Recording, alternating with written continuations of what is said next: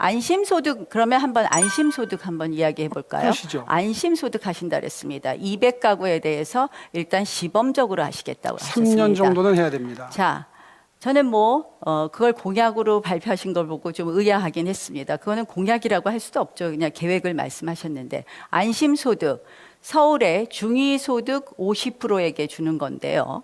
얼마나 드는지 계산해 보셨습니까? 정부 실시했을 때 53조 드는 걸로 나와 있습니다. 전국이 53조고요. 서울은 전국이 그렇죠. 53조입니다. 그렇죠. 서울은 뭐 한 5분의 1 잡으면 예, 되겠죠. 그렇겠죠. 12조 정도 되겠죠. 네. 자, 서울의 지금 복지 예산이 얼마입니까? 아니죠.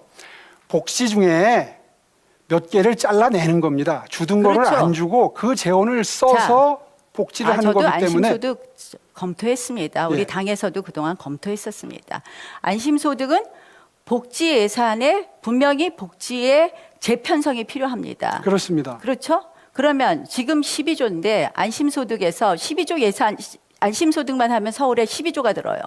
그런데 복지 예산에는 분명히 서비스로 주는 게 있고 돈으로 주는 게 있습니다.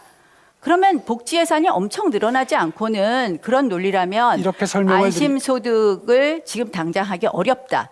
그리고 또 저는 안심소득을 부정하는 것은 아닙니다. 안심소득 일부분 저희가 해야 될 필요도 있지만 지금 이 코로나 위기 속에서 안심소득이 과연 가능할까 한번 재고해 보시라는 말씀을 드리겠습니다. 이렇게 설명을 드릴 수밖에 없습니다.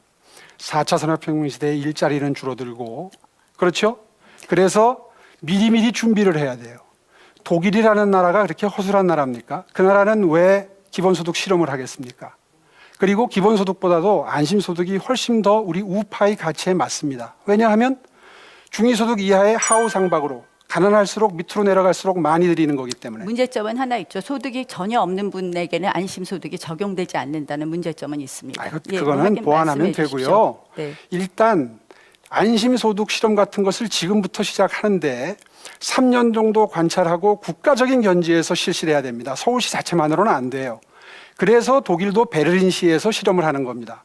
우리 서울시가 그런 실험을 안 하면 만약에 민주당 같은 당에서 집권을 해가지고 기본소득 같은 걸 실시하게 되면 이거 나라 절단납니다.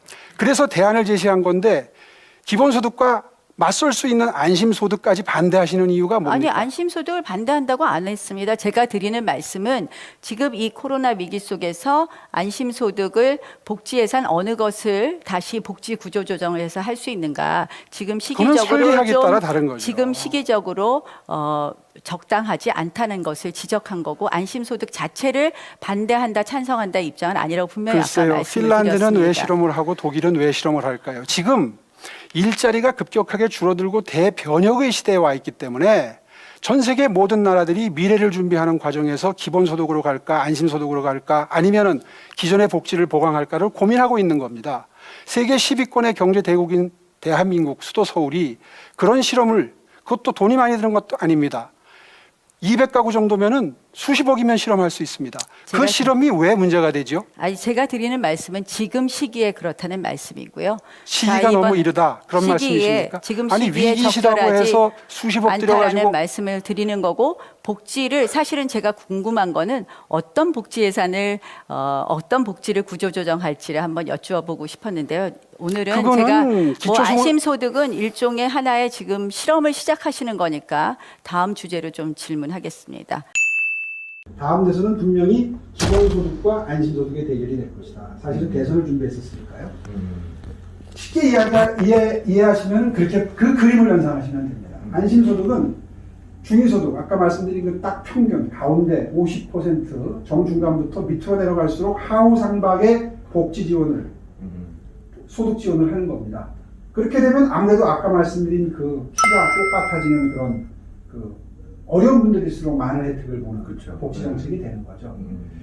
쉽게 얘기하면 우리 정당이 바로 그런 가치를 가지고 승부를 하게 되면 지금 뭐 인기가 굉장히 높은 이재명 지사가 사실은 그런 것 때문에 인기가 좋은 거거든요. 여러분한테 제가 무조건 현금 얼마씩 드리겠습니다. 사실 그거 옳지 않거든요.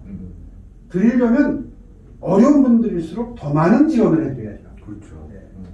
앞으로 있을 뭐 이번 서울시장 선거는 좀 다르지만 대선은 저는 그렇게 흘러가야 된다고 생각합니다. 지금 그 성신여대 그 교수님 그 얘기가 지난번 총선에서도 얘기가 좀 많이 나왔었는데 안타깝게도 보수 정당 내에서는 그거를 좀 화제로 이렇게 만드는 그 힘이 좀 약하더라고요. 그 보수층 내에서 오해가 좀 있었죠. 네. 기본소득의 일종이다 이렇게 알려지는 바람에 그렇죠. 상당히 거부감도 있었고 저도 오해를 받았으니까요. 그런데 사실은 제대로 그걸 정확히 이해하시면 앞으로 대선에서 이 기본소득이라는 화두를 들고 나올 이재명 후보를 이길 수 있는 방법은 이 안심소득 시스템밖에 없습니다. 누가 보아도 그 그림 하나로 딱 대비가 되거든요. 그렇죠. 그러니까 어려운 계층일수록 이건 우리를 위한 정당이네. 지금 국민의힘이 가장 국민들로부터 오해를 받고 있는 게 부자를 위한 정당이다. 세상에 부자를 위해서 정치하는 사람이 어디 있습니까? 다 어려운 분들, 힘든 분들한테 힘을 더 보태드리고 보듬는다는 생각으로 정치를 하는데 저들의 프레임 때문에 실제로 경제가 성장하면 부자가 더 부자가 되기 때문에 그런 오해를 받아요. 그런데 같이 생활 수준이 올라간다는 생각을 미처 못하는 거죠. 그걸 옛날에는 어렵게 설명했습니다. 뭐 낙수효과니 이렇게 했는데 다 버리고 안심소득, 기본소득 구도로 딱 만들면 제대로 한판 붙을